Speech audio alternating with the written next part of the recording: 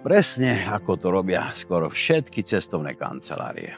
Hlavne predať. A čo bude, bude. Videl som, že toto nie je ten správny spôsob. Preto som sa rozhodol, že musí nastať zmena. Po mnohých rozhovoroch a bojoch s majiteľom sme prestali miešať niektoré národnosti.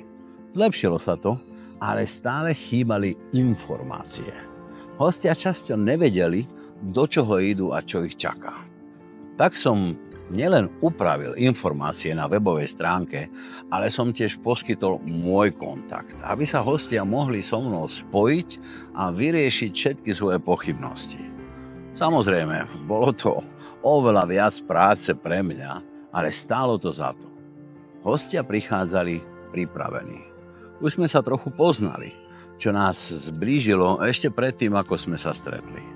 Bola to veľká zmena. Hostia odchádzali šťastní a začali sa vracať.